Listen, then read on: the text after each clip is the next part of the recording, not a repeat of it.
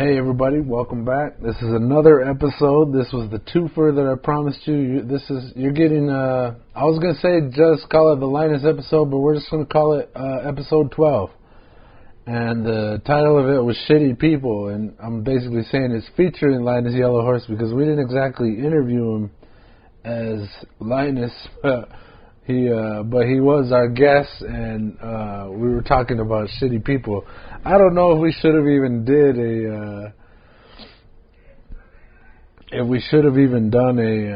a subject for this episode. Like, I think we should have just let it flow. But I think at the time I had just had this crappy experience at work, and I had to get it off my chest. And then we wound up just talking about it. So this is episode 12, and it's Shitty People, and then it's featuring quote unquote Linus Yellowhorse. So he was our guest.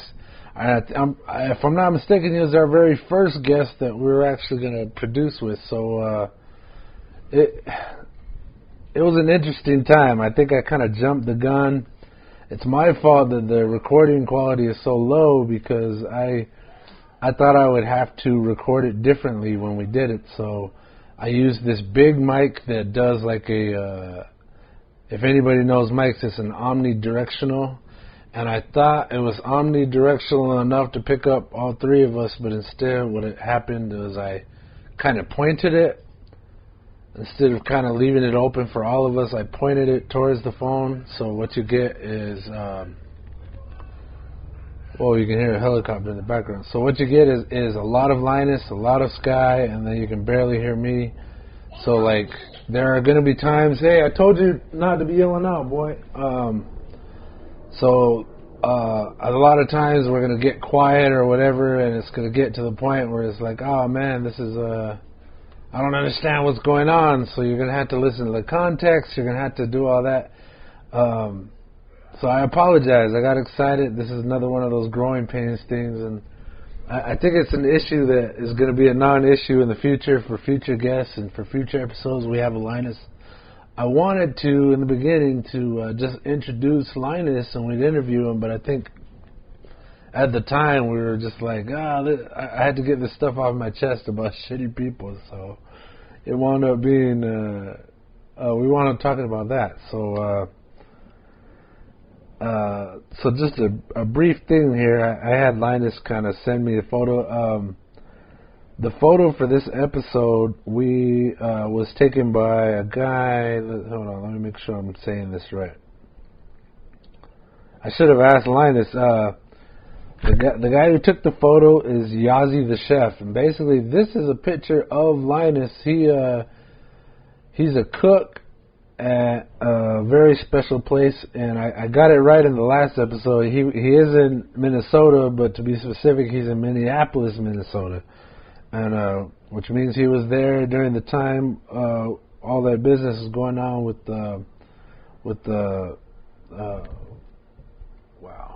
Floyd,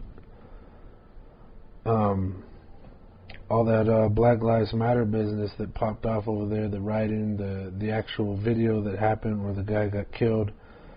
He was there during all this time. Now we didn't talk about it, so there's going to be an episode where we're going to probably have to talk about that. We're going to have to bring it up, and maybe a few of the other experiences that Linus has gone through. He's a pretty freaking cool dude, and I hope you kind of, this episode is like an hour and a half, so I hope you kind of get a taste of that. But just a little intro for Linus. Like, he's been me and Sky's friend for a long time. I remember him all the way back to I don't want to say kindergarten. I want to say maybe first grade. It might have been kindergarten when I first came into contact with Linus. He's a high energy, very, very jumpy, excitable, funny guy. Like, he's a really accomplished dude, and I think you'll only get to know that whether you already know him or you start. We get more episodes in where he's our guest. But he's our first guest. I feel really bad that I didn't mic it right, but this is kind of that's how it goes. So I promise you there'll be other episodes, and from now on I'll get my micing down on point so that we don't have this issue again. But just an intro to where he's at, like why we did this photo. he moved out to Minneapolis, Minnesota. And I think it's been years now since he's been out there, but this whole time he's been working in this pretty special place. So he sent me. I told him to tell me where it was and what the name of the place is. So the cafe he's working in is called The Gatherings. Oh, hold on, let me make sure. Yeah, The Gatherings Cafe. And just to begin, I'll read the intro about The Gatherings place. It says, "We are a community-embraced cafe that encourages living healthy, eating healthy, and education through ancestral knowledge. Gatherings Cafe serves fresh, local grown foods that are indigenous and prepared in healthy ways. We are in the heart of the urban Native American community where people gather to catch up with friends and family. We're a place that brings about tradition, culture, and fabulous food." So that's an intro to the place he works at, Gatherings Cafe, and that's where this photo was taken by Yazi the Chef. Chef the Yazi. Hold on. I think Yazi the Chef. So Yazi the Chef is the photographer, and he set up in Minneapolis, Minnesota, in a place. It says, founded in 1975, the Minneapolis American Indian Center, which is where his cafe is located, has a rich history as one of the first urban American Indian centers in the country, providing services otherwise often unavailable for urban American Indians. The Minneapolis American Indian Center was initially formed by community members and continues its roots today with majority American Indian leadership and staffing. The Minneapolis American Indian Center is focused on serving a large and tribally diverse urban American Indian population, numbering well over 35,000 in the 11-county Minneapolis-St. Paul metro areas. Our mission is lived through programs that are guided by strong Native values. This includes preserving and supporting cultural traditions. So those are a short introduction to who Linus is, where he's been working. Unfortunately, I don't think we even talk about that. So future episodes, people, get to know more about my man Linus here. We're just good buds. He's a big traveler. We gotta have more episodes about what he's been doing. He's a very interesting guy.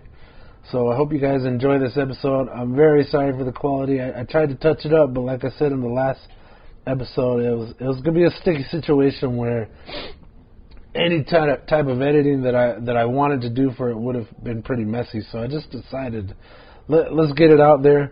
I'll give you a twofer this week where you get 2 episodes in 1 week. The previous one, episode 11, was our cussing episode, which I think me and this guy really enjoyed. And then this one we also enjoyed making, episode 12, Shitty People, featuring Linus Yellowhorse.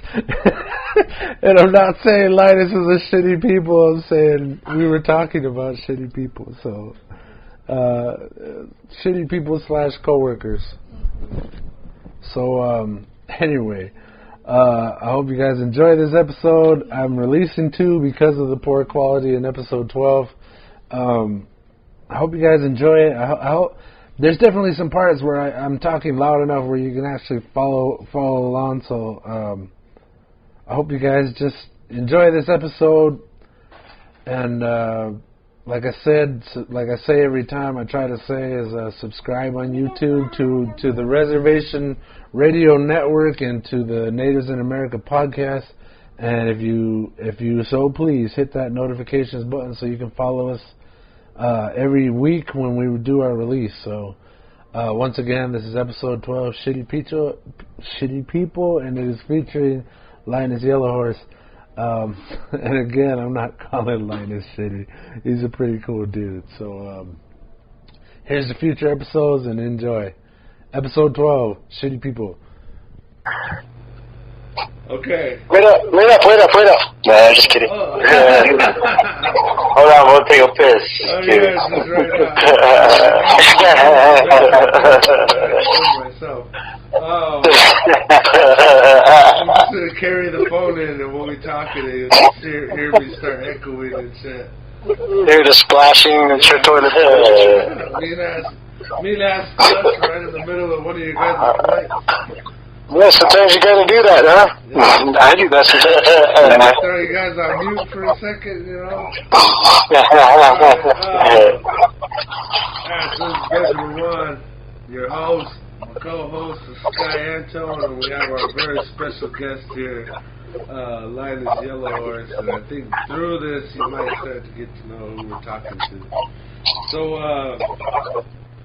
So me and Sky started texting about what we wanted the subject to be, the topic tonight, and I told him shitty fucking people or shitty coworkers. I was saying shitheads, and the thing was, last night I went to work, and well, it's actually been occurring over the past couple of days, and what it is that I work at a hardware store, and every now and then we have like outside teams come in to do like resets, and there's been these outside teams that have been working at the store for the past, this week and last week, so about 2 weeks now, and I got invited to start helping with the reset the beginning of this week. I didn't get invited, I just showed up, and suddenly I was early, and it turns out they changed my entire schedule to start helping these people out. And there's this fucking guy on the team who is basically the supervisor. And I've been working with him 3 nights, and last night was the 3rd night, and first time I chilled with him, like, I was working with this clown guy who was constantly, like, saying inappropriate shit out loud. And it was funny, it was entertaining, but then the boss guy, I just caught a little bit of attitude from him. And, like, he just raised his voice and talked a little shit. I don't know if it was to me, but just in front of me, and it didn't really register. I was just like, this is a frustrating ass job. We don't always get shit done like we want. So I didn't think anything about it. And then the second day we worked, he did like the super inappropriate shit talk, like just out of the blue. He's just like, you need to shut the fuck up and fucking learn something. Cause I think what it was we were about to hit a beam, and it was an inappropriate size. And what that ended up becoming was this big fucking argument, like, you didn't fucking measure, you're supposed to measure once, or measure twice and cut once, and the other guy's like, nah, it's just this fucking beam is short by an inch, it's the beam, it's not me. And I was just like, look, fellas, we got, we're talking about the same issue here, and really, we could just move forward and fucking fix the problem. Let's replace the beam. That's all I was saying. Like, guys, fellas. And they're just like, no, you should have fucking measured it. The boss that I'm talking about here, he's like, you should have fucking measured it. Just use the goddamn tape. And the guy's like, boss, the fucking beam doesn't fit. It's short by a fucking inch. And they're like, nah, man, if you just fucking listen to me and stop fucking talking over me. And I was just sitting there on the beam, like, just shaking my head like, these motherfuckers, like, let's replace the fucking beam instead of talking shit. And then,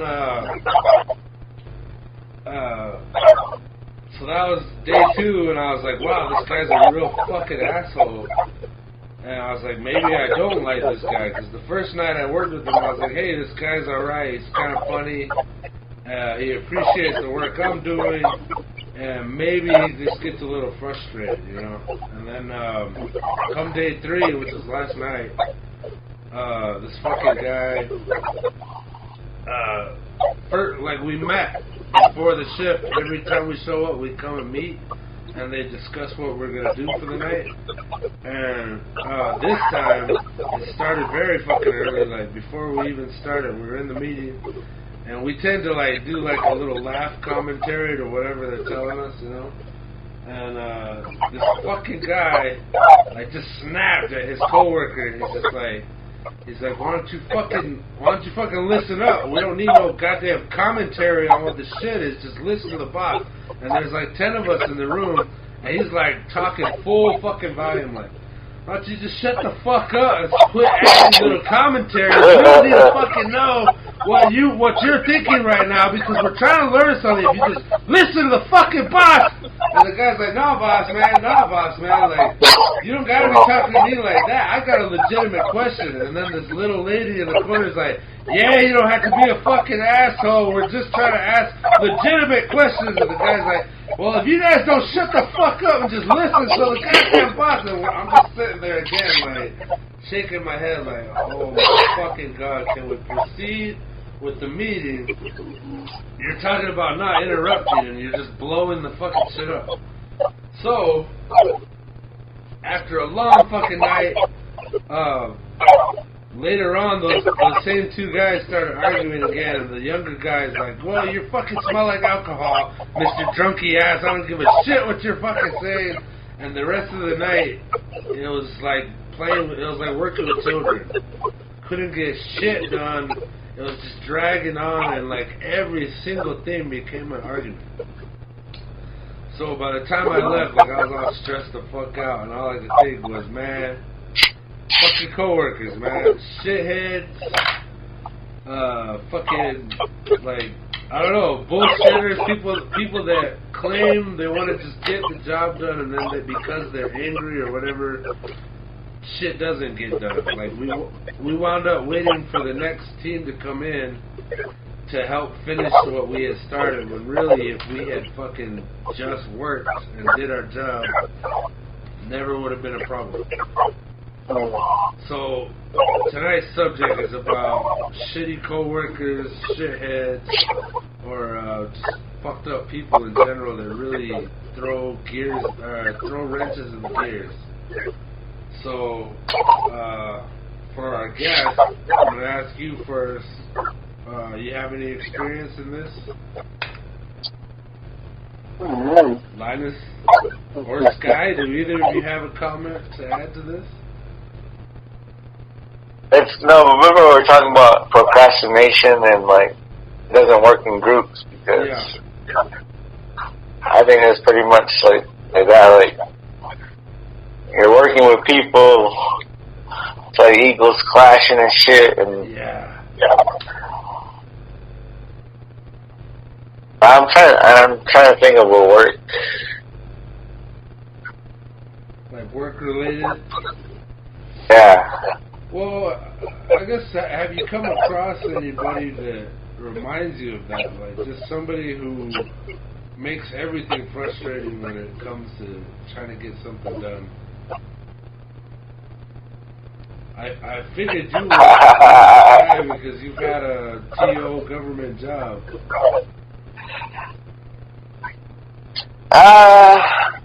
Like, I imagine you're sitting in your office playing solitaire all the time.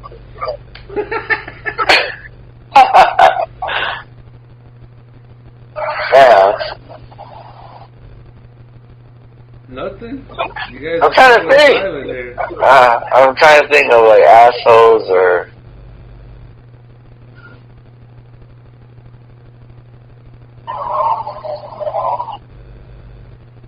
Alright, well, I'll want to explain a little more last night.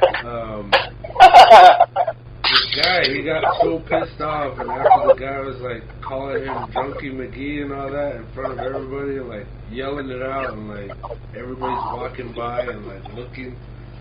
I guess one of the managers overheard and started calling the guy who was like running the show on our group.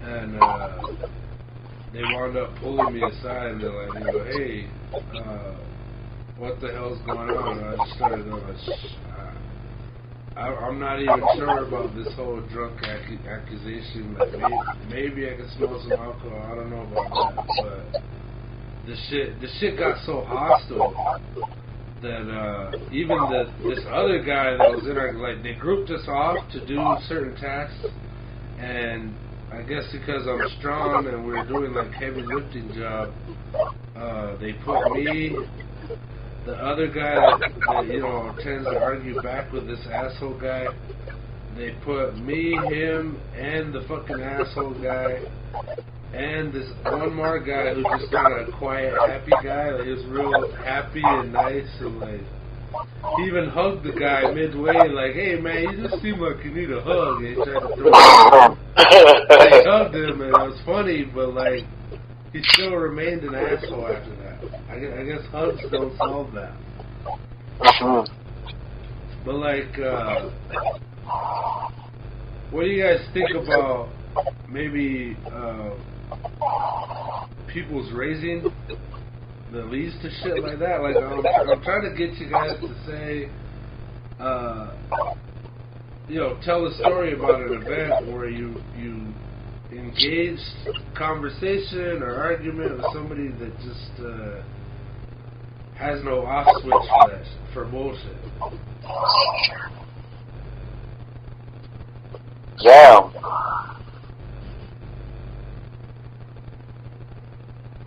I don't think I've actually had any experiences or encounters with people to that extreme when it comes to work. But, I mean, at work, I've always had like people that either like passive aggressive or.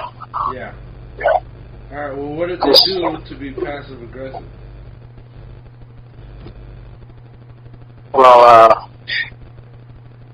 one time when I first got a job, when I moved off the res, it was in Santa Fe at Hot Topic. Lucky guess, right? But yeah, everyone was all pretty much cool that I worked with. Then we got to the point where we got a new manager, and this woman was just kind of like, I don't know if she had an idea to like maybe get a full crew of like her own people or whatever, but she just kind of would come up to me and ask me like random questions, because I guess I had like one of the manager positions, but like one of the lowest manager positions where I basically like open up the store or close it. Yeah. Yeah, she asked me questions like, how many people are in the store right now? You should know these kind of things. And just be like, yeah, just things that I was like, okay, no one ever told me, but thanks for letting me know, type of deal. And then there was a time where like, I felt like it was kind of time to move on in anyway, so I had one of my friends asked like, well, go and interview where I work. So it was like the retail store and other ones I ended up interviewing over there. But when I talked to them about interviewing or scheduling an appointment for an interview, I told her basically like, oh yeah, so I have an interview and it's going to be at this time or something, so I'm going to have to go do that. And she's like, okay, I'll chill. And then the time came basically when it was like, all right, I think it was like the next day, because I told her the day before or maybe a few days before or something, but so then the time came for me to actually go there to my interview. She was just like, well, I don't remember you telling me about that, and just like kind of acting like it was my fault, basically. Like, making it seem like kind of weird. So I was like, I don't know what to tell you. I just kind of go to my interview, and that was always kind of gave me a type of weird energy where it was like I didn't really want to be around her. Yeah. So they just kind of at the interview, I just kind of told them basically where I was at going through. I was like, yeah, I might not even have a job when I get back, but yeah. And then they pretty much hired me right there on the spot. So. I was just like, right on. I walked back to Hot Topic. I just dropped the keys on the counter. I was like, all right, peace. And I moved on that situation. But, I mean, I know people, too, that are encountering people like that, but it's in different types of fields. And a lot of passive-aggressive, and sometimes it's kind of almost like maybe you're sometimes dependent on them, and then they're cool, and then they just snap out of nowhere. It's one of those types of work relationships where it's just back and forth like that. So those are definitely unhealthy. Yeah, unhealthy is a good word for it. Yeah. No, I there's kind of like the standard when you apply for a job, so you kind of know what you're signing up for, but. I remember, so when I worked in Tempe, I had a job where it was a chain, but it was a small chain of these Japanese kind of like fast food places. Yeah. And they had these owners that were like really strict, follow the rules. You got to pay for your drink if you getting soda, and you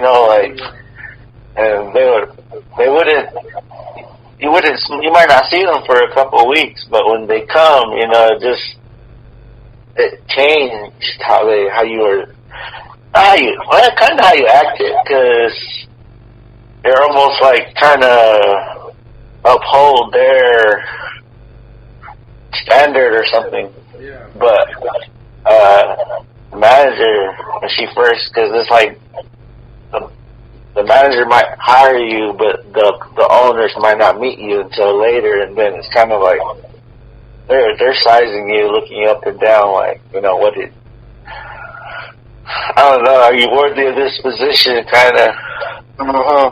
But I never got to that point where it was like hostile. But it was just like when they were around, I cleaned up, you know. But then when they weren't around, it was like, I don't know, a certain type of freedom.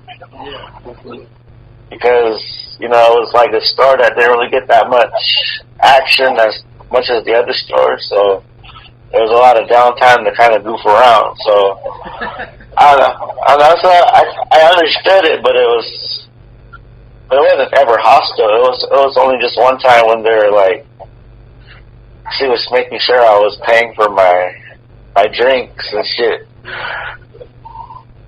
But oh wow. I mean, like I saw them. I went back. Well, I didn't go back to that exact one, but I went to another one like a couple years ago, and I mean, I salute those guys, though. I mean, for doing that. I mean, having a business. I guess if you're having a business, you gotta have a certain rules. But I don't know. It's like, you know, it's funny though. We all have to go through an interview, and it's like our interview is just bullshit, because you know, people get the job and they might not be worthy or like that. They might be an asshole. I don't know. Yeah, because you're kind of smiling and trying to get a job. I think about that shit all the time. Is you know, you're like, oh yeah, I'm if they say, hey, do you know how to do this? You're going, oh yeah, absolutely, I'm the shit at doing that. Like it's not. It may not be the truth, but you're telling them that, so maybe you get the job over the next guy. Somehow, through the cracks. You know what I mean? Like sometimes somebody bad gets hired versus somebody else. Like maybe you tell your buddy who's a hard worker and like real friendly or something. You go, hey man, go sign up. They're hiring. And then they go, and they get cut, and then some fucking asshole comes through.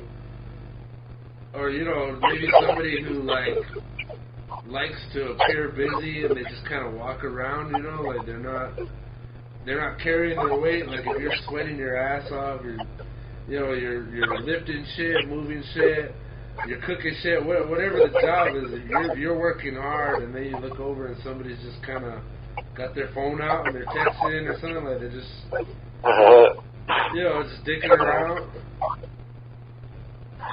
Yeah, I don't know. I don't know if it's weird now, because I feel like I started working these jobs and I didn't have a job for a long time, and then I got a job. I don't know, it's just like every job kind of has a certain rules and certain players, so it's sort of. Yeah. But I've been in places where like you kind of don't trust who's running the ship, you know. Yeah. And you're almost like, I gotta get out of this situation. It's not. Yeah, I mean, I guess it's really like the energy people put out. Like, you know, you ever heard that when people say like, like people treat you nice, but like look how they treat the waiter. You know, like if they treat people below that they feel is below them differently than they treat you, then that shows that kind of just shows you how they are. Yeah. Classes or something. Yeah, I've had people like talk to me and like, we're on a regular talking basis, and I think, oh, this person's okay. They're a hard worker. I can see what's up, and then like somebody will walk by, and they're like, they're like, man, fucking brown people, they fucking hate them, or something like that, like, they're just like, and I'm just sitting there like, man, I'm brown, like, you fucking piece of shit, like they say something all nice to the brown guy that walks by, and then, they turn to you, and they're like, man, I fucking hate Mexicans, or something like that, like, it's just like, wow, you're a piece of shit, and I don't like you anymore. Yeah. No, I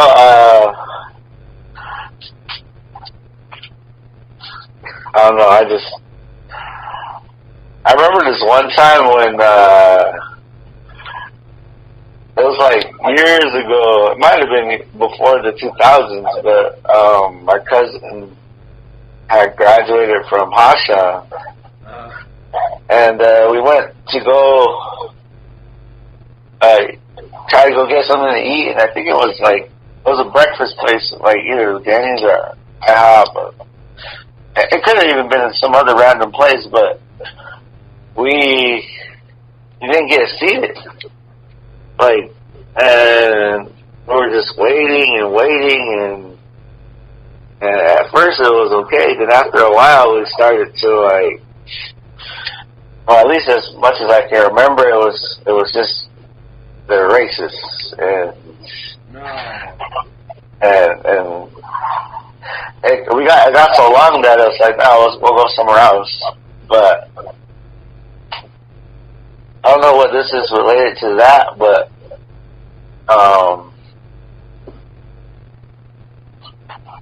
yeah, I mean, I guess everybody's capable of being ugly and saying some mean shit, but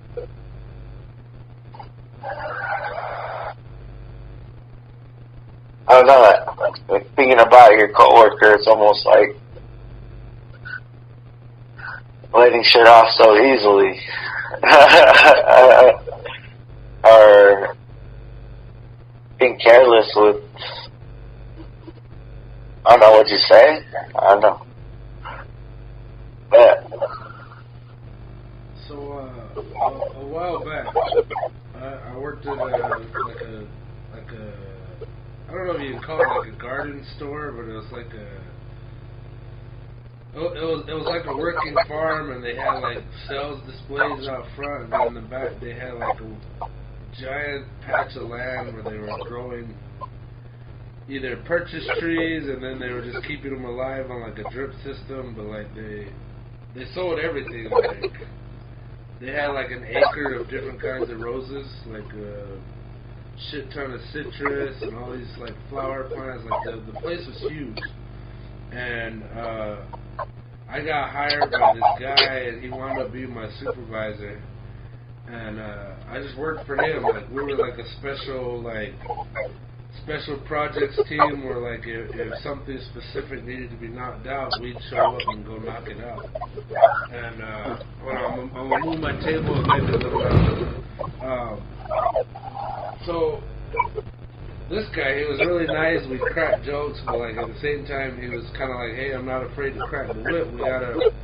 Sometimes we really gotta knock out the project like quick and fast and clean." And I can respect that. Like I'm a hard worker. Like I don't. Maybe I want you to hear that from you guys too. Is like, what kind of worker are you? Are you the asshole?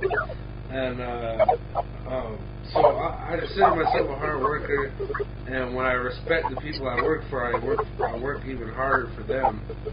And I had never met the boss, kind of like your situation with that restaurant. It was, I had never met the boss before, and the boss was like the landowner, the guy who started the company, and it was still his company, and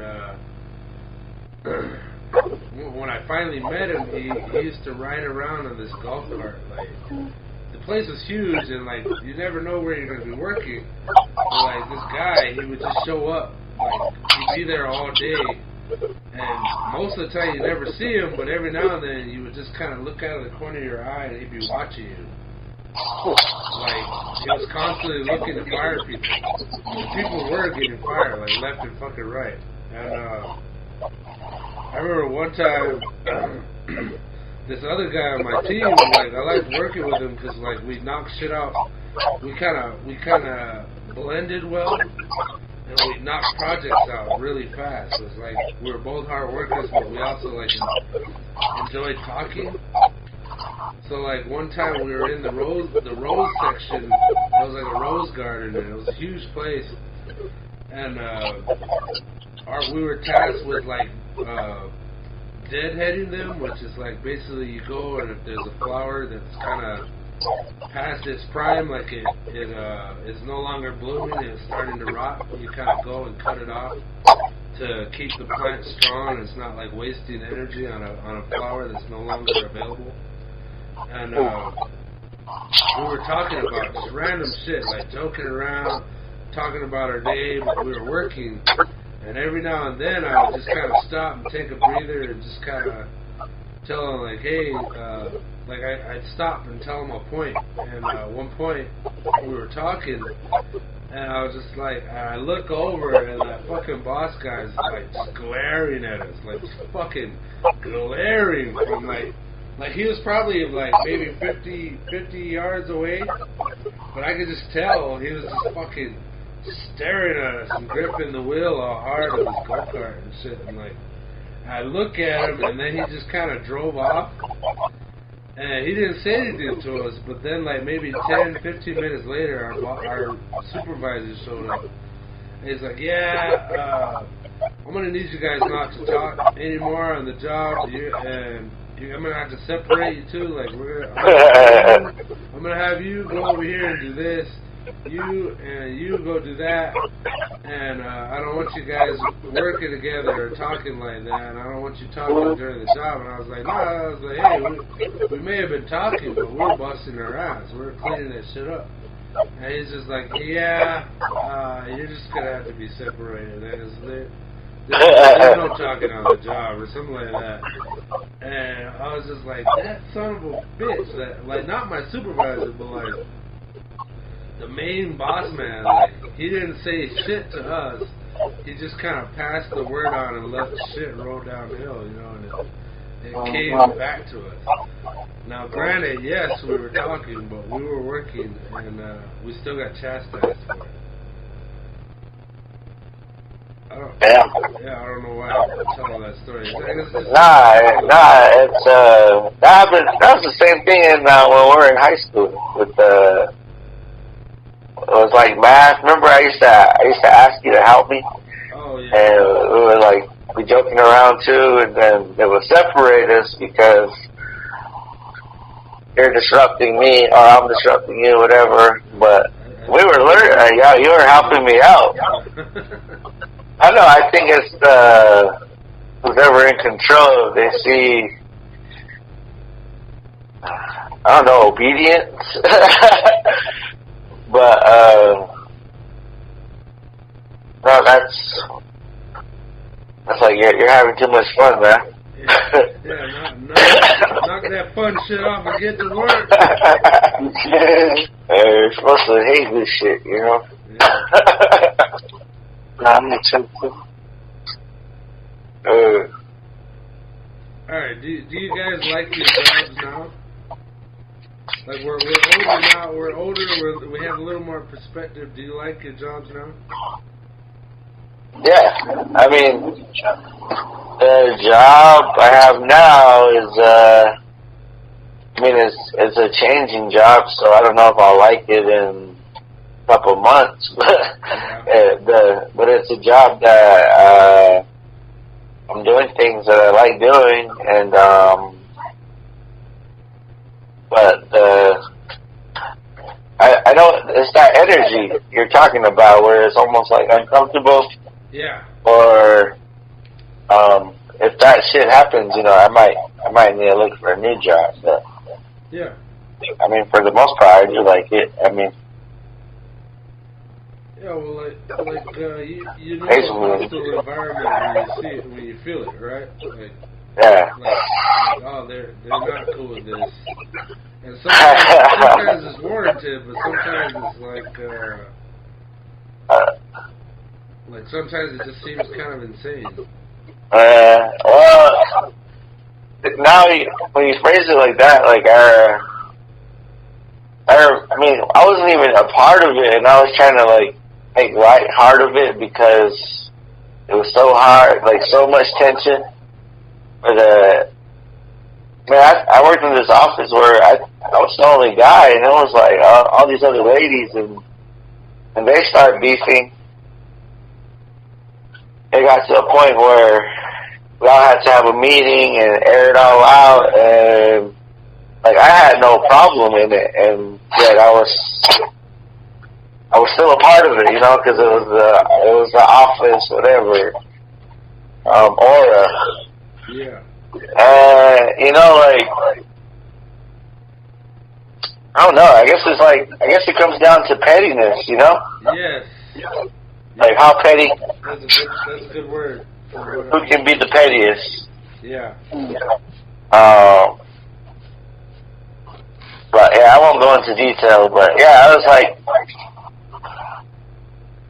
I mean, sometimes shit just happens like that. Alright, Linus. You seem pretty happy in your job right now. And I guess what I'm looking for now is what makes your job good now, and compared to other jobs you had. Wow, it's not even really a job though. That's probably why. It's like when I came here, it's like I just kind of started working the very next day I got here. Like I came to visit my friend, and he's like, my plan was to just do bead work to get myself to like Sand River Sioux Tribe to see a friend I met at Standing Rock and stay with him for a bit, but I haven't left here yet. So I came here. My idea was to make bead work and sell it online, like earrings or something, and then get enough money and catch another bus. But yeah, the day after I got here, it's like my homie's like, all right, cool, we're gonna be going to the kitchen. It's like, all right, cool. And then I thought I was just gonna be sitting in the lobby area because, like, you know, generally in corporations you can't just, oh, I got a friend that's here to help. Oh, can you help it? You know, it's like it's rare to be able to do that in that corporate job. You can't just tag your friend to work day. You know, it's not just gonna happen. So that's pretty much. Yeah, exactly. So that's kind of what happened with my situation. And now it's like I've been there the longest because of that. It was just like I went there, and then like my homie was like, and after like a few days, like, man, this is actually pretty good, like pretty solid work that we're doing. And it was just when I got here, it was just him and his boss, my good friend here. That's also like a really like he's like my longest friend in Minneapolis now, but. Yeah, he's also a really good chef and stuff, a native chef. He's Ojibwe, and yeah, pretty much Ojibwe. But yeah, like he was the one running the cafe, and it was just us three basically for most of that winter, the first winter I got here in 2018 to 2019. But then since that, it's like he ended up leaving in the spring of 2019. So since then, my friend took over, and it was just like the executive chef until 2 weeks ago or like a week ago, something like that. Then he just moved back to New Mexico. But yeah, so it's just him and I for a while, and then we get up, you know, going through some different people, and then now we just got a solid crew, which is like literally the definition of Gatherings Cafe. We got this ho-chunk Latina woman from Chicago, then we got the chef now, who's Yazi the chef, who's a Navajo from Denahutso or something like that. Sorry, I don't know exactly if I'm saying it right or wrong, but then this other Navajo guy, he's like a pretty awesome chef and does some really cool stuff too. His name's Kai. He's from Window Rock, so and then there's this lady Ricky, who's actually, she comes and goes like if it worked for her, but yeah, she's from up here. She's a White Earth Ojibwe. And then we got this guy Hunter, who's been a trooper. He's been here one of the longest. He's from Red Lake Ojibwe and Saint Sioux. Yeah, and then these other two that just came, Brett and Macy. Like, Macy came to visit maybe last a year and something ago, and it was just me and Ben there. And I guess just based on the experience me and her gave her, just like really welcoming, joking, talkative, she ended up like deciding to move here based on that. So it's like, and now she's like one of the regulars there every day, and she's with her and her husband, her partner. His name is Brett. He's a native dude from I think Kansas or something like that. Nice. They're just really good people, and it's nice to share that space with like those. Like, it's like a super crew, man, and Vanessa's like a freaking bomb, like, awesome baker, and she's always kind of like constantly pushing herself to do, like, more different and challenging things like that, and it's all based on what we get for donation, too, so it's like, all right, we got a lot of eggplant. What are we gonna do? You know, it's just like whatever we got. Okay, we got cases of plums.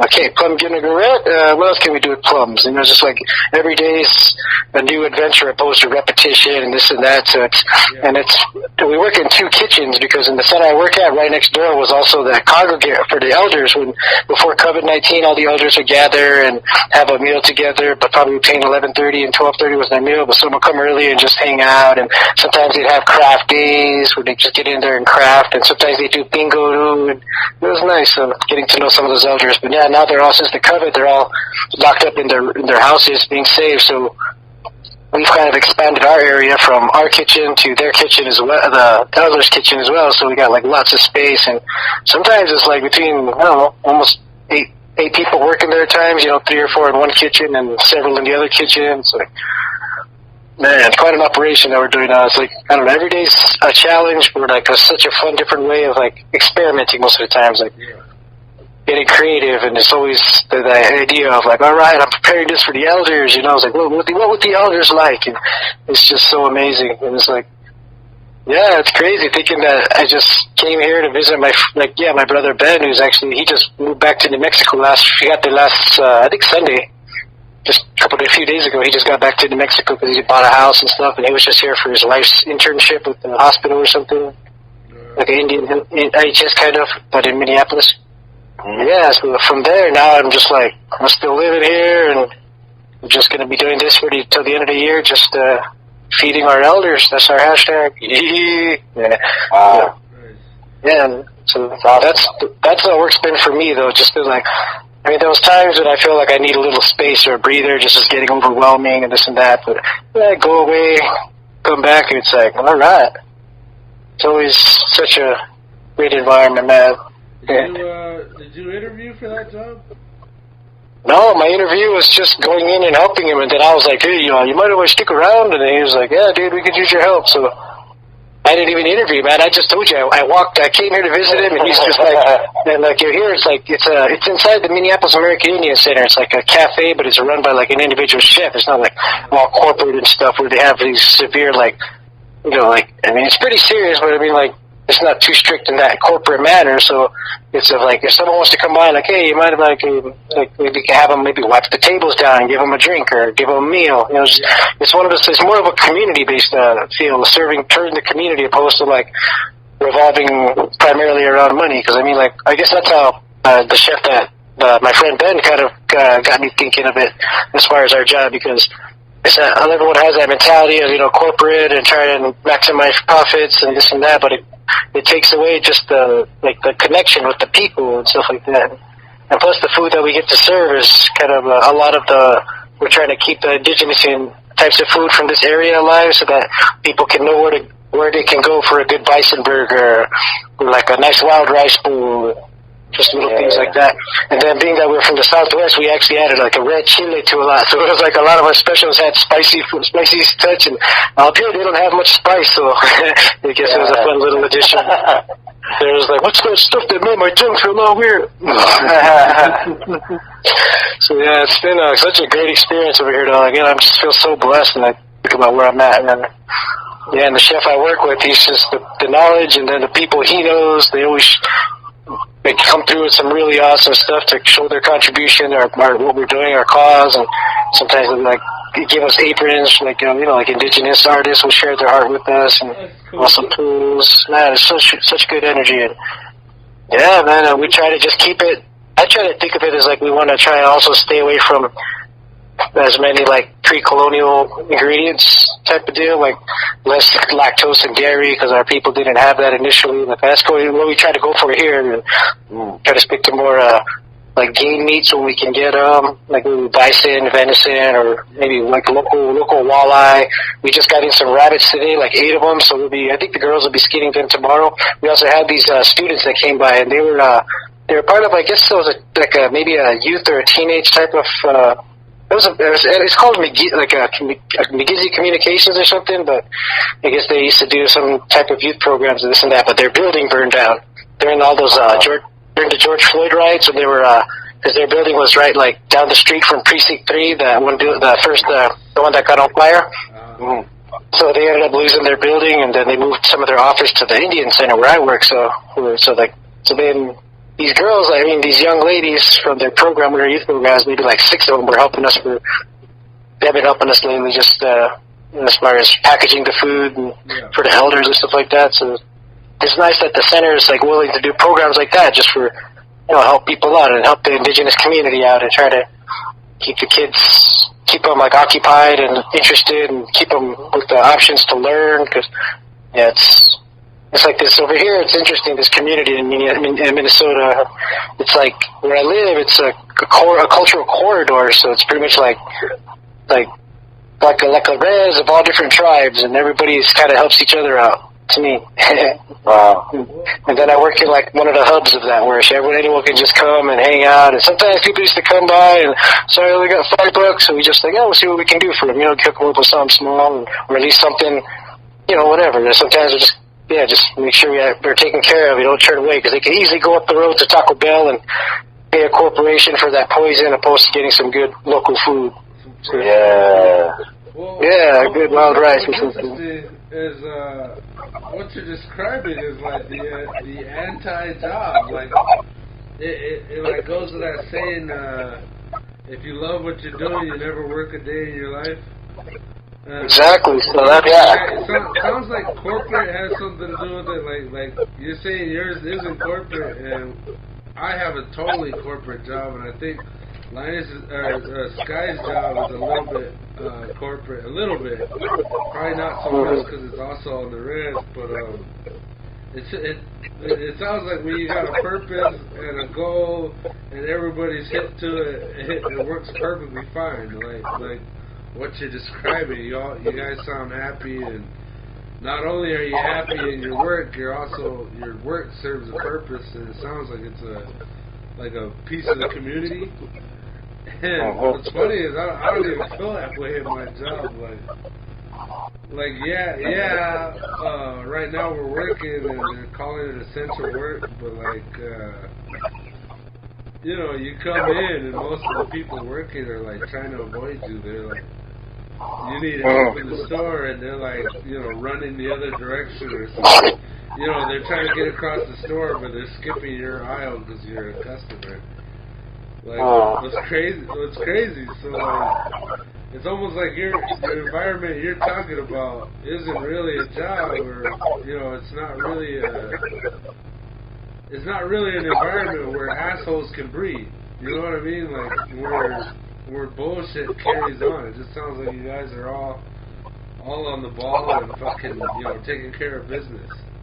It's kind of funny to hear you talk about it, because I'm sitting here talking about shit talk and how shit's running like we're walking in hip deep mud and shit, and you're talking about let me add something to that. What can I do to make this better? That's how I approach my work. I try to throw that extra hand when somebody's struggling. I see somebody trying to lift something, and I run up and try to help lift it. So it sounds like on a personal level, if people can just be people and there's no heavy pressure, it sounds like people in general, and I'm talking about you guys that you're working, maybe Sky and his people, if we're allowed to be just people and people feel good about the work, it's rewarding, maybe that has a huge influence on coming across assholes. Like, maybe assholes don't work in that environment. Like, I bet maybe at some point there was an asshole cook, but he didn't last long because everybody was cool. You know what I mean? I know exactly what you mean, man. You know, the guy who's just not clean. He handles the money and the food, you know, like it doesn't fit in the environment, you know, and it gets weeded out. Yeah, there you go. You said it. In our rooms, they weed themselves out. Yeah. Oh yeah. It's like we don't weed them out. We don't tell them like we don't cold shoulder them. We do us, and if they can hang, they can hang, and you know it takes a certain type of energy to be. Cause it's like, in all realness, this is pretty hard work. I mean, it's like I realize this is probably some of the hardest work I've done. That's like except like that's not in direct sunlight. Because you know I've been like a human backhoe growing up too, and you just gotta shovel, dig holes, and all that, mixing cement, all kinds of crazy whatever jobs, odds and ends. Because being on the res, you gotta be like have all kinds of skills that you're. Yeah, you gotta handle your own out there. Yeah, so it's like up here, it's like cooking is like the easiest thing I can do the hardest thing I can do in air conditioning.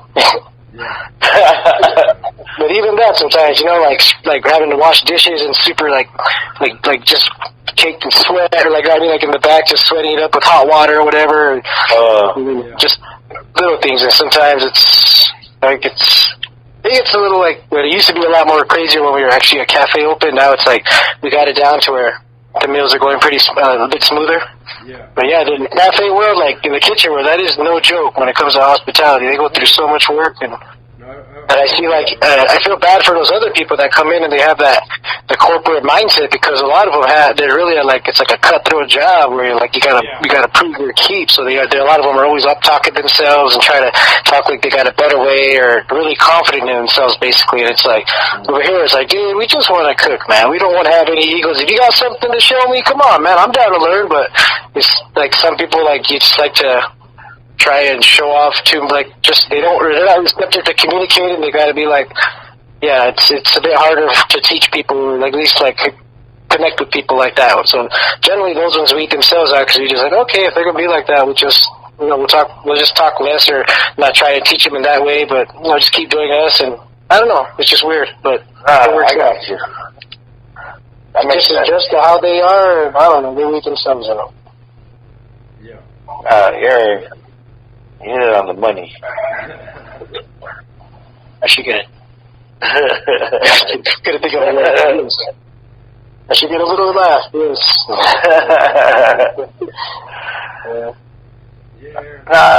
But like kind of going back to that's what is that? Confucius. Like, find a job you love and you'll never work a day in your life. Like, what? That's Confucius? Yeah. I'm confused. Yeah. Us? No, I'm just kidding. No, but it's kind of like in any situation or in life, like there's parts where it gets shitty and you got to get through it. And there are parts where an asshole comes along and you got to deal with their attitude and get through it. But it's like if the job you're doing is something worth that, then you're not going to have a problem with it. But I don't know, man. Maybe it's time to find a new job. It's like the way one other perspective was similar to Sky's, was like homie used to say was like, what is this trying to teach me? Like, if you like your job that much and you want to stay there, it's like, what is this trying to teach me? What can you gain from that situation? And one of the most important things is maybe it could be teaching you patience, like so you don't like blow off too much steam at this guy, or no, there could be some other deeper little message that could be more like a creator or universe trying to be like more of a teaching opposed to just like, I don't know. I think it's like things like that kind of like can be used as lessons. It's testing. You're getting tested. Yeah. But that's what I'm saying. But that's what I'm saying about like maybe getting a little warning beforehand, like, oh, this is a person I don't want to be fucking with, you know. And you make adjustments, but But yeah, I don't know. Like, you think of like, who's your favorite comedian?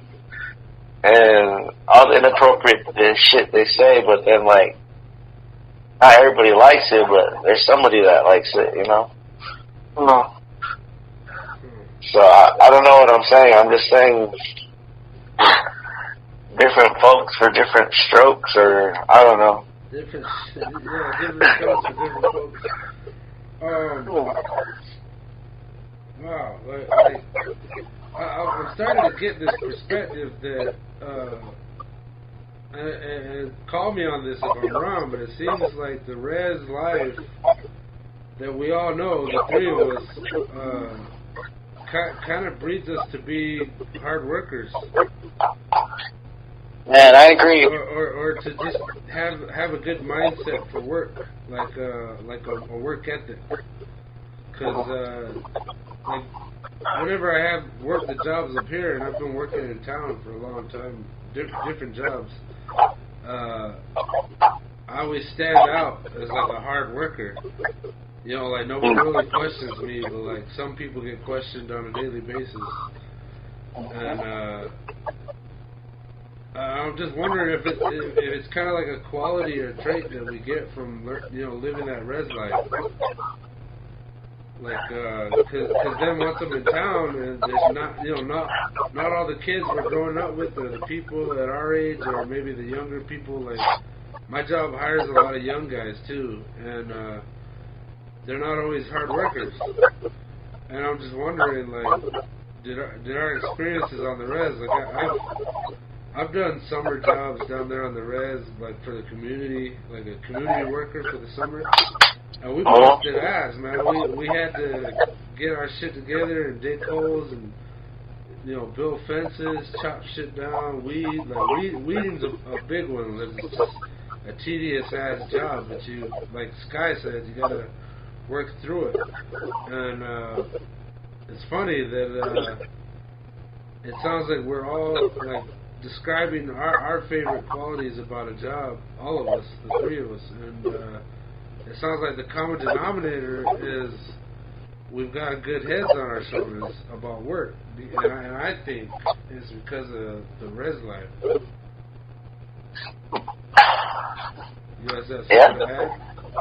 I don't know. I mean, maybe because I always remember being a kid and my uncle telling me to start peeling potatoes, and I was like, me being a kid, I'm like, I'm too young for that, but like, he didn't care. He was like, get on that shit. I don't know if I don't want to say we're like, we like to work, but we're just sort of forced to work. We're used to being forced. But what you're saying is, but when the job comes, we know what to do.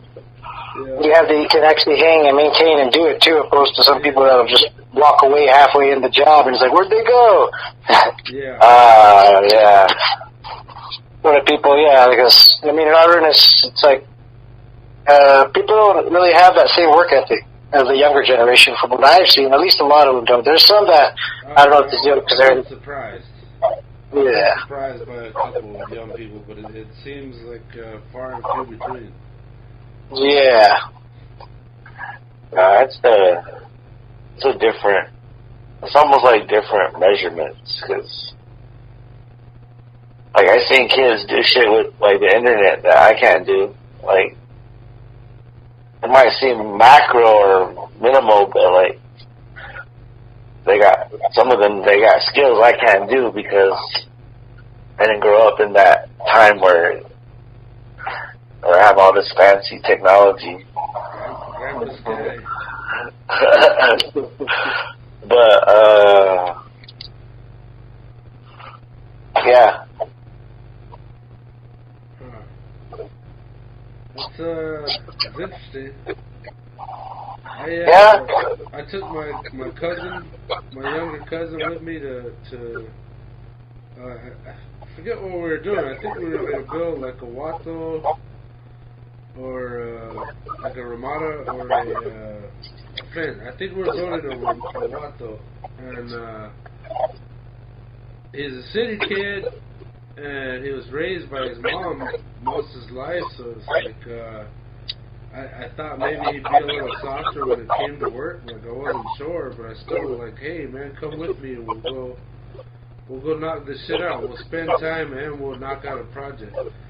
And the majority of the job was just going to find trees, take an axe and a chainsaw and just, you know, just start collecting logs. Like, we were looking for really big logs. And, like, basically posts. And he fucking surprised me. He was younger than me by maybe 8 years, maybe more. Well, yeah, I think he just turned 20. I want to say 21. I think he's either 18 or 20 now. But maybe a year ago, like I took him with me, didn't think about how it would work out, and he fucking like you said, hey, or Linus said, right? You said somebody can hate and do the job. He could fucking hate, and like. You know, whenever I started thinking, like, all right, like, this getting later on, he might become fatigued. Like, I was trying to, I guess, coddle him. I was trying to, like, give him that space. Like, you know, all right, if you need a break, we can break. And he's like, no, I'm good. I was like, cool. All right, let's keep working. And I go out, and, like, we busted ass, like, from morning to, this probably wasn't morning. I don't get up. On weekends, when I got a hard-ass job to do, it's like, I'll do it when I'm doing it. But, like, we went out and we spent the whole day out there, like, just fucking, we drive, find a spot, and then go, like, walk out, and then we'd have to, you know, there was work to cut shit down, and there's work to fucking drag it back to the truck, and then there was work, you know, to unload the truck, and dude fucking hung in there.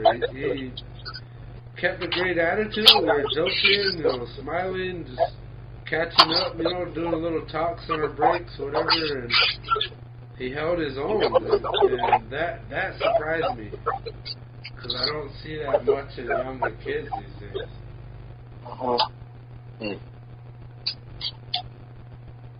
Maybe it's the expectation of the parent, maybe. Yeah. I don't know. But hard parents would come work. Huh? No, I mean, yeah, well, go ahead. Go ahead, Sky, you good? No, go ahead. You had, sound like a good one. No, I mean, just you said, like, it's kind of like how the parents raise the kid. Like, maybe they have the kid working on site at a young age, so they kind of just got used to it. You know? So I was like, oh, yeah, I know what we're getting into. Let's do this. Yeah.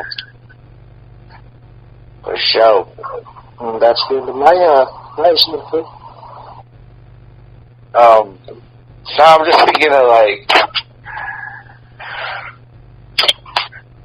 I guess a job working outside, the expectations of that versus, like, working in the office, like, do the expectations change? Or, I don't know, sometimes working in the office is kind of like, sometimes you're like,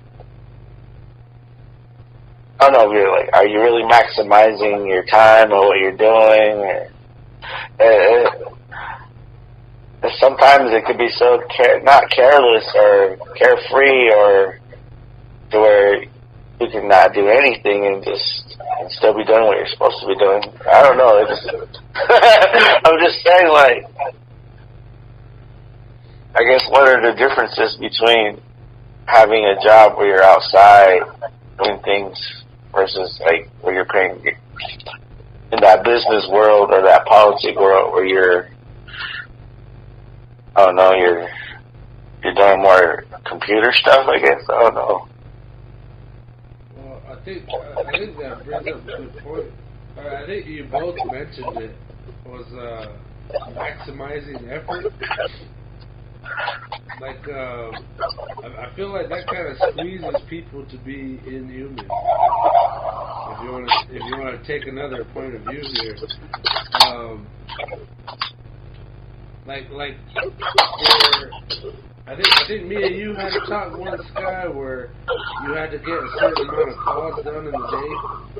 And you felt like pressure. You felt like you seemed to be a little bit upset about it. That kind of pushing you to like force more calls in the day. That kind of made you, it kind of threw you off your game, I think. And then Linus, the way you were talking, it sounded like you guys could take a little more of your time. I mean, maybe not during like a dinner rush or something, but it sounded like you guys were happier in your work because it was more like, all right, let me try something out. Like you had a little more control of your time. And then at my job, my job title has changed several times, but now I'm on right now I'm doing reset, so I'm a reset to you. But before that, I was unloading the truck. And that shit, like, they're like, all right, we're trying to get the truck unloaded before midnight. We're trying to do, each of you need to unpack, 30 boxes an hour. I think it was like 33 boxes an hour. And we're being timed, and this is the standard, and you have to do it by this time. And it causes us to be flustered and kind of like, oh, well, that sounds all good and all, but if you guys stack all the fucking boxes wrong, then it's something that, we're not yelling like that, but I'm saying, like, there's all these other issues and factors that work in, and it causes you not to meet that deadline. So there's pressure. I'm saying, like, pressure could be causing, which is usually in a corporate fucking setting. There's like maximizing effort and efficiency and all these little checks and balances to add pressure. They don't call it that. They call it motivation or whatever. But it's pressuring your employees to perform. So what I'm saying, I guess my theory here, my point is, maybe when you take the humanity out of your work, leaning more towards the corporate side, maybe you're causing people to be inhuman or to feel inhuman or not to feel appreciated or feel expressive. I mean, maybe work isn't the place for expression, but maybe it is. Maybe we'll sound a little more happy when we talk about our work if it wasn't dehumanizing or affecting your mood, by adding this pressure that maybe, in most case scenarios, in my scenarios that I'm talking about, the pressure wasn't called for. There was no need for it, but it was put on because it's like corporate policy. So at my job, there's a lot of times where I feel frustrated or angry. But I'm a hard worker, so I just still work it out. I still push through and get shit done. I kick ass and take names, but could I be happier? Most definitely. I think, sometimes when you come across an asshole at work, which is kind of bringing us back to the beginning here, is when you come across an asshole, sometimes they're just somebody who's been working so long in corporate that they've lost all that nice, patience and willing to take your time to get the job done right. They lose all that, and what they're left with is this shell of a person shaped by that pressure. They're just angry and fucking fitful, and they want to undermine the job and the position and the work, and at the same time maybe they get their kicks fucking getting other people fired. Yeah, I've seen that a lot. And I guess my theory is that in order for a job to be loved, it's got to do something for you as a human, as a person, versus satisfying some corporate need or rule or, I don't know, prerequisite. Yeah. I was gonna say, I mean, just kind of going off of like maybe yelling. Like sometimes we don't need to be yelled at. Like sometimes, like it's not always it's not effective all the time. Yes. But it kind of reminds me of like when I'm like if you're in a gym, and because I'm referring to like when I first started coaching, and I had to start yelling and raising my voice more than I normally do. But like there would be coaches, and there still are coaches that are fucking yelling and cussing and just, you know, really just pouring it out like it's a show. But all I can say to that is, you know, that's how they were coached. Yeah. So it's kind of like that shit. Like you see that happen before, so it's almost like, oh, it's okay to happen again, kind of. So I don't know. Our behaviors, you know, in a certain settings, it's appropriate, but then it could be inappropriate at the same time in another place. So I don't know. I guess it's just kind of like. I don't know where I was going with that, but I think it was just. I think you hit on something. I need to. If I need to yell, I'll yell. But for the most part, I know that's not my only effective way of coaching. When was it appropriate to yell? If you don't got a timeout and you got to yell out something that they got to do, and you know, like, and they're across the other, out the end of the court. I mean, perfectly reasonable. I was like, man, he's gonna say something about yelling. I mean, sounds perfectly reasonable. Hey, we don't got a timeout. Do this real quick. Do that.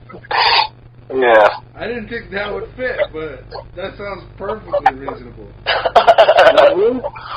Yeah, I mean, yelling is effective in the right setting, but when you're yelling at somebody, fucking using negativity and kind of putting blame, then there becomes something else. But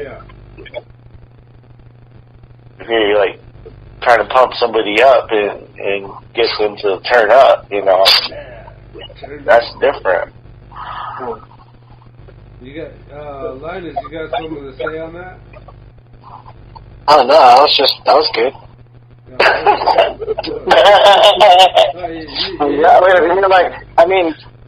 You basically you're just talking about, you know, it's how they were taught doing it. It's just programming.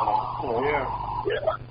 If they're mindful of that, then they wouldn't be like that. So they can't obviously. Yeah. All right. Well, are you saying that it's a choice? No. I mean, if they don't know about it, then probably not. I mean, it's like it's appropriate to act this way when I'm mad. Or is it? I mean, that's what I mean. Like if it's being allowed, then why not? That's it. That's like when people teach things like that. That's kind of just how you grow up. You like see it when you grow up, so it's like okay, that's okay, that's acceptable. So that's what it's means. Also realizing like some things, it's like having to change some ways we were taught, or looking at things a different way because maybe we weren't always taught the right ways. You know, some methods. Oh yeah. Like I don't really like yelling. I mean, like if I yell or if I just not even yelling, it's like kind of like try to communicate with somebody who's extremely far away, or like reacting super excited about something like or like there's never so raising like your voice. Yeah, like when it comes to big aggression, I don't know, or like when I'm angry, it's like I try not to think of yelling as that. Like I try to look more towards dialogue, and just me, it's like don't raise your voice, improve your argument, or type of deal, or just kind of just be chill. Yeah. But that's just my perspective. Yeah, but then again, it's like sometimes people are aware of some type of programmings or stuff like that. That's it's just how they're wired to react. So that's you could be trying to work on it, but some people just do. I don't know. I know. It's crazy because, like, you know, you don't really know what someone's going through. Yes. And It's true. I mean, I hate to take it there, but then, like, you know, sometimes people are medicated and then they're suddenly off their medication. And the thing that didn't piss them off last week, now it pisses them off, or they have a better control over it, you know? That just kind of brought up a situation recently where it's like kind of like one of the situations where someone just snapped at me for the moving of a tiny shoebox, in which I saw the living room, but I did not touch. And the individual just like banged at my door and opened up like, "Don't you ever touch my effing shoes, or if you know anyone that touches my stuff, I don't want no one touching my stuff." It's just like, whoa. But it's like, it's one of those situations that someone comes at me like that. What am I going to do? Just react, match their energy, and then start fighting, or it's like, just going to sit there and let them vent? And it's like, oh, that's it. Okay. He just wants to, and then when he was done, it's just, "Thank you." And then he continued. So, all right. And I just literally said not a word, because it was like, what am I going to do, yell with them? I'm just trying to vent right now. But it wasn't like direct aggression, like I trying to pick a fight. It was just trying to vent because of something. And there's other this individual was just super chill. So, Yeah. but then, like you said, Sky, you never know what someone's going through. So Yeah. and sometimes they just vent someone. But it's like, how do we react to that venting? Is kind of how I think with. Yeah, or if it gets even worse or it cools down. Yeah, because I mean, like, if you match energy like that, then that definitely allows time or possibility for escalation. Situation to escalate. So, if you calm, they don't pursue any further. Then maybe it's. But then it's like you said, because you were talking about, the other people who are in. So, but then if it progresses further than that, remember that time when someone pulled a knife on me in the street. And then it's like, how do you react to a situation there? Like, I literally just ended up kicking him to keep him away, but then as he picked my hat up to throw it back at me, he ended up throwing the knife that he had in his hand, so then I just grabbed my hat and kept walking because he ran after his knife, and then he didn't chase me. So just like, because I initially tried to get out of there. It was like, I forgot about that. It was just, I don't know how people have different ways of reacting, and I try to just be as chill as possible because I also don't like confrontations. Yeah. So. Yeah. No, but I guess sometimes you have to be. I mean, it's almost like always being alert of not your your emotions, but your response to emotions, but maybe other people's vibes too. But there's always that uncertainty of not knowing. So like, I guess you gotta. When do I step in? And it then becomes about safety, or or life and death or something, So, going back to the story that I began with last night, it kind of I'm bringing it up because it kind of goes on both of what you were talking about. The fucking guy, the guy that was being a dick. Like, it happened several times where everybody else was just standing around watching these two yell at each other. It's getting loud, and after a while, like, all work stops, and everybody's just watching, like, here we go. And I was thinking, alright, this could become a fight, and at some point I even considered, like, maybe I should fucking take this guy outside, because it just kept going. Like, it just kept happening. And so how I reacted, like the other guy, how he reacted was he kept fucking, you know, yelling back at him. Like, just like, no, you're wrong. Like, they just, I liked that he was willing to talk, you know, speak up against this. He was basically being a bully. You know, raising his voice and leaning in and yelling and, you know, not really listening to anybody else's point, but just pressing his agenda. And so I had an example of one guy standing up, which I liked that somebody was standing up to him, like reacting to him. Like it was him that he was yelling at. So yeah, of course he's gonna react, but he would talk back to him, and I liked that. But it did escalate the fucking aggression, and it just kept getting worse. And eventually, halfway through the night, that guy who called him on his shit, every time he talked to the asshole guy would just walk past him. And ghost him, ignore him.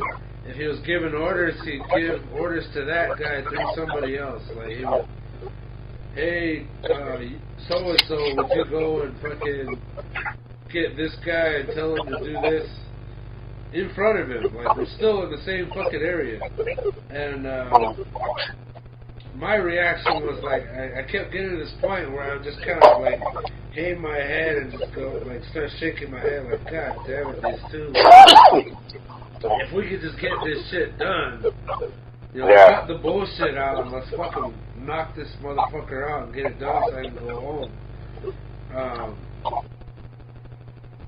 You know, I'm just sitting there watching these two blow up, and my reaction, like, there was a bunch of times where he tried to raise his voice at me, and I just kind of like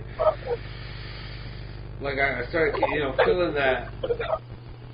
I don't know what it is. That the anger starts in my head. You know, like I wanted to fucking react, but then I just kind of take a deep breath, and like all right, like fuck it, you know, like I'm gonna let that slide. I'm not gonna fucking add to the problem here. I want to get the work done. I came to work, I get paid to work, and that's how it should fucking be. And then, alright, so that's kind of like my reaction to what you said, Linus. And then, for Sky, you were talking about, why, you know, well, you were both talking about why people would act like a fucking asshole at work. Why would people in general be dickheads? And, I'm kind of coming to, I started thinking about, like, when you were talking about what leads people to do that, and Sky, you were saying, you know, what's going on in this guy's life that would make him do that. I started thinking about the guy, and the one dude had mentioned, you know, oh, drunkie, like, he called him drunkie, and, like, said he smelled like alcohol, like, he just kept, like, loud, like, just putting him on, like, blast in front of everybody there. Like, we had our, like, four-man group. We were a four-man group, and there was other groups, and then there was the regular store employees working, so the store is big, but you can fucking hear everything, you know, like, we're all on top of each other. And he's calling him drunkie, and when I was thinking about what Sky was saying, I'm like, man, he was like bright fucking red. Like once I didn't smell it before, I didn't think about it, and then when he mentioned it, I started paying attention, and like growing up the way I did, I know that fucking smell. Like being around alcohol, like, you know that fucking smell of somebody who's just been drinking. And, you know, they may be acting like everything's okay, but, you know, they just smell like rotten, sweet booze. And I smelled that smell. And I looked at him, and, like, I didn't smell it until the guy mentioned it. I started, like, I started paying attention. And started noticing it. And then started looking at the guy's face. when he was yelling or, you know, trying to prove his point, like what the plan was, what we were doing next. What was shitty was he was the freaking supervisor. So he was running the group, but he was just fucking just blowing up on any kind of any questioning, any interruptions, you know, anything, it would just blow it up. And I started thinking, like, why is this guy angry? Why is he fucking why is he drinking hard enough that you can smell it before work? Like, what is going on with this guy? Maybe back to my point, maybe he's been working there so goddamn long. Like, they were a small time group that just kind of, it's like outside help for the store that I work at. And like, I wonder, you know, like I asked the other guys, like the way they were talking and how easily they got into arguments, I thought they knew each other, like they've been working together. And they're like, yeah, we just met this week when this project started. I just met this guy, and I was like, you don't even know this guy, and he's fucking yelling at you like that? Like, what the fuck? Like, what's his deal? And I'm wondering if he had been doing shit like that, or maybe they were doing temp work and he can't keep a fucking job. And maybe he's drunk yelling at everybody all the time. So maybe my last question to both of you is, what do you think leads to that kind of shit? Or do you have any like final point to say about assholes at work or anything that we're talking about? Like, what do you guys think?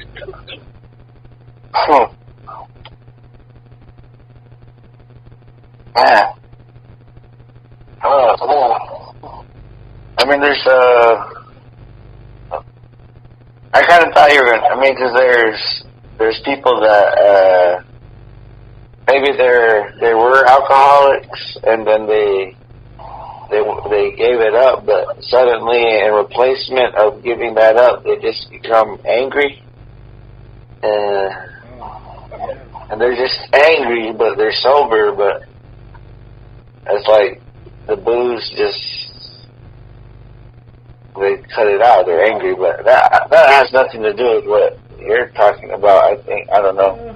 Kind of does. I mean, it's almost like starting another subject, like alcohol, but alcohol shows up, and it most definitely can cause somebody to be like that. I guess it's anger. I mean, I think like for someone to yell and get upset, to go from there to yelling so quickly, then I mean maybe that has been effective for them in the past, but like I don't like. I mean, it's kind of hard to find people that like to be yelled at. But I don't. I mean, there's a lot of dark things. I mean, that someone's going through that would cause them to be upset, but.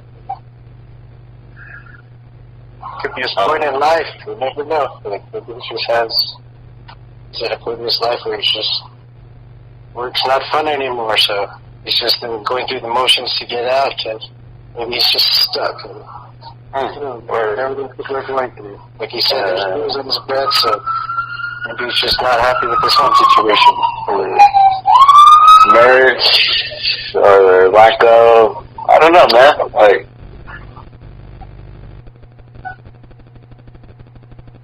A lot of reasons why someone's upset, but like, I don't know, man. I guess the interesting question is why. I guess why did it rub you the wrong way so much? Me? Yeah.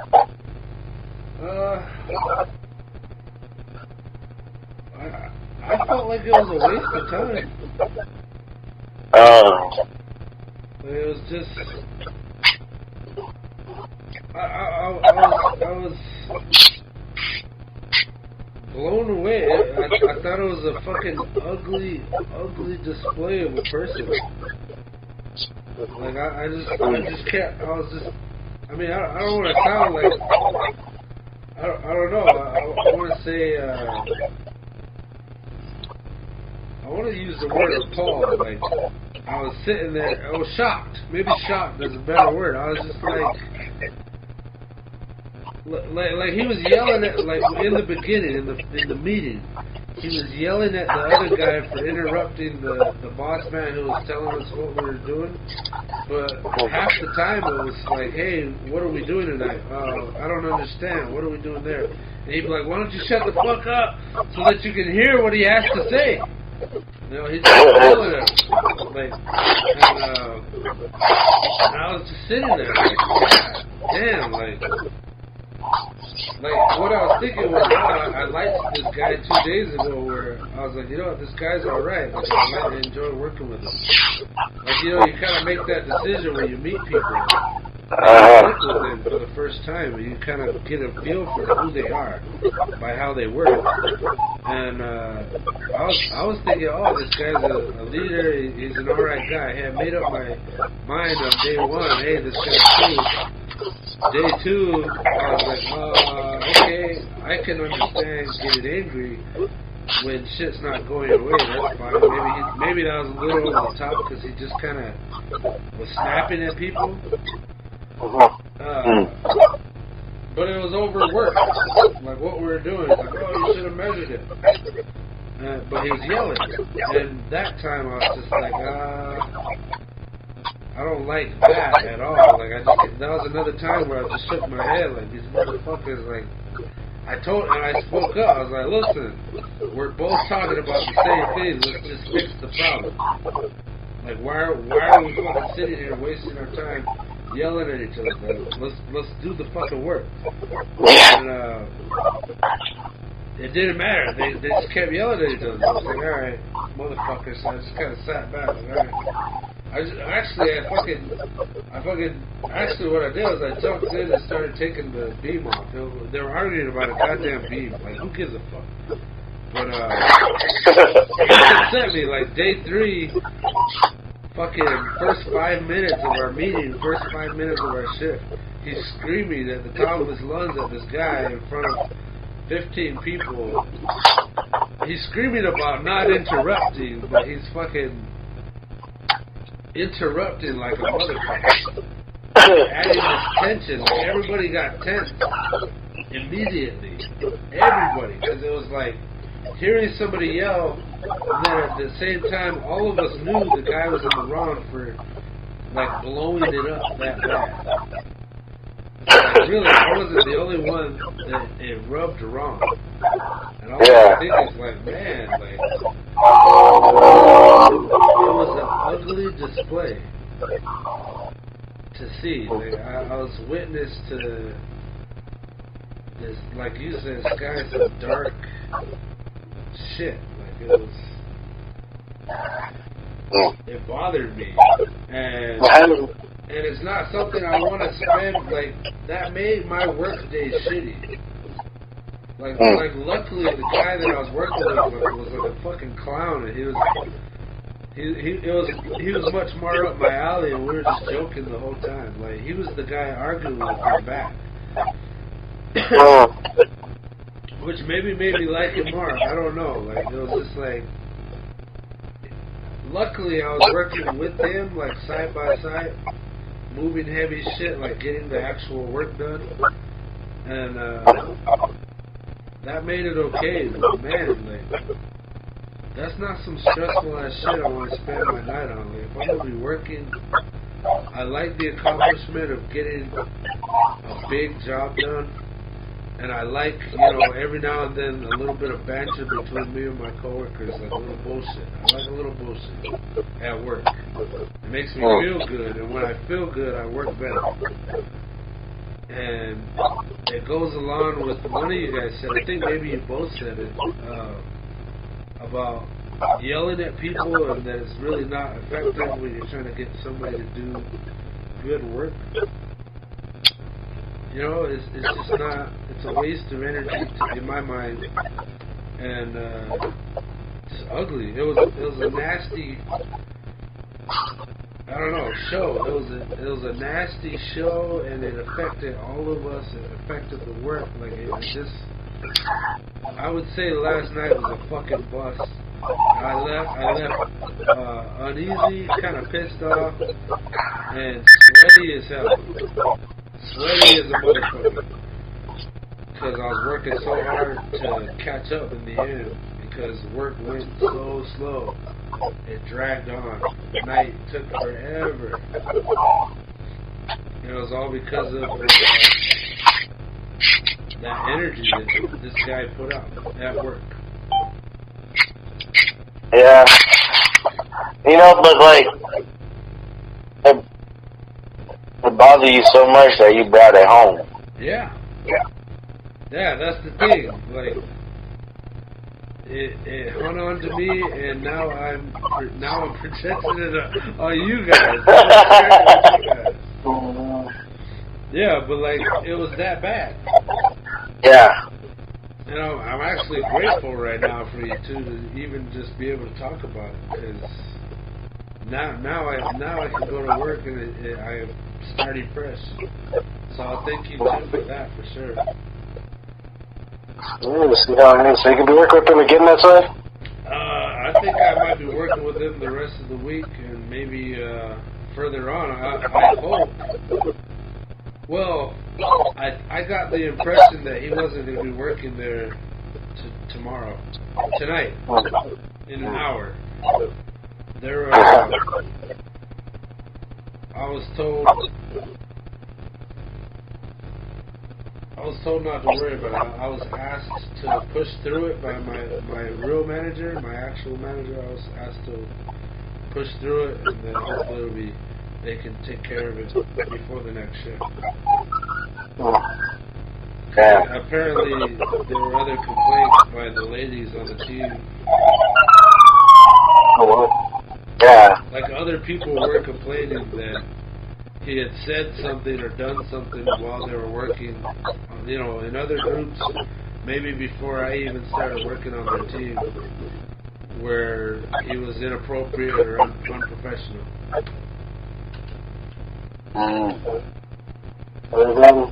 So he may not be there tonight, and actually, you know, it may mean somebody losing their job, but I would actually prefer that, so that I didn't have to work in that kind of shit. Like, my job has its own amount of stress, and I don't want that on top of it. Yeah. Kind of makes me want to go cook with Linus. Yeah. Fuck it. Yeah, man. Why not? Yeah, well, I don't want to go out and check it out. Check out the restaurant. Well, I mean, it's good. I mean, it just kind of goes back to what I was saying about, you know, they weed themselves out. Basically, it sounds like they do it because nobody else likes him. I mean, like, he's done enough to everybody to rub him the wrong way that they're just not receptive to his energy, and eventually they just either get told they have to leave or, you know, do their own actions. Yeah. Or sometimes they get sick of the place because it's not as fun to them. It's good that, I mean, like you said, that everybody else is on board as well, that he wasn't like their big bias, is that he's just a very inconsiderate person, so it's nobody wants to be around that at work, and so it's going their way. Yeah. It's really It's like embarrassing your girlfriend at the bar.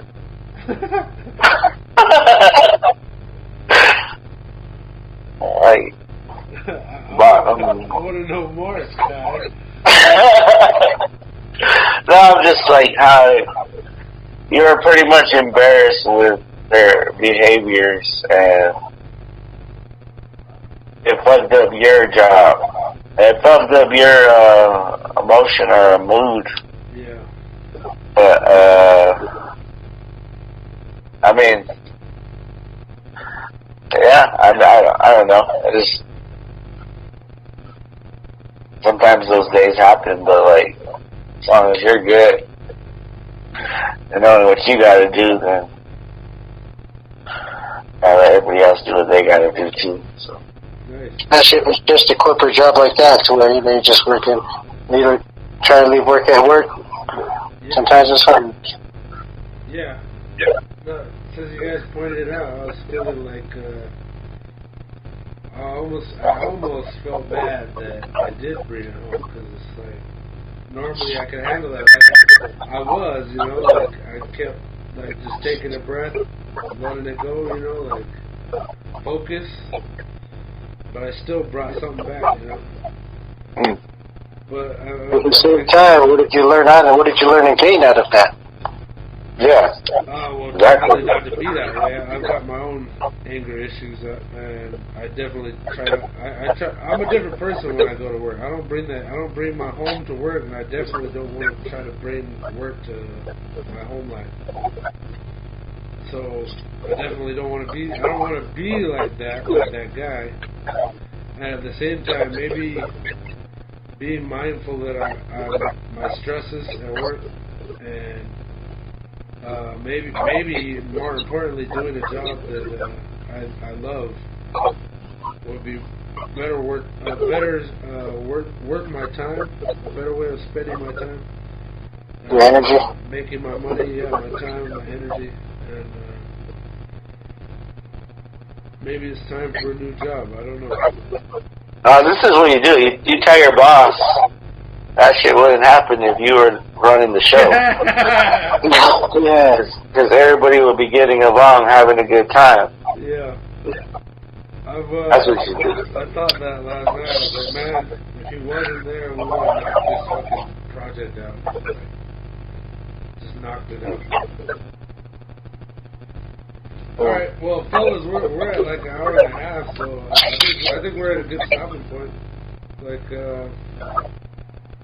I think we've made some good points here. You guys have any last words before I hit the big button? And I've been just beating this whole time. Yeah, I bet. I was like, that's how we had that conference going. I was like, man, I wonder if he's beating. I can't see him. I literally want to send you guys a picture after this of what I'm beating with. Yeah, it's been a fun project, incorporating some thought, some designs of these northern color blending. So yeah, man, I'll send you a picture. But that's all I wanted to say. It was thank you, man. Good time spent chatting it up. And, Oh yeah. yeah, I'm gonna be Good, man. Keep up the good work, bro. Yo, we can do this again. Absolutely. Yeah, bro. Good. Alright, well, if anybody's out there listening, or maybe in the future, thanks for listening. Fellas, I'm going to hit the button here, and we'll catch All up. right, Doc.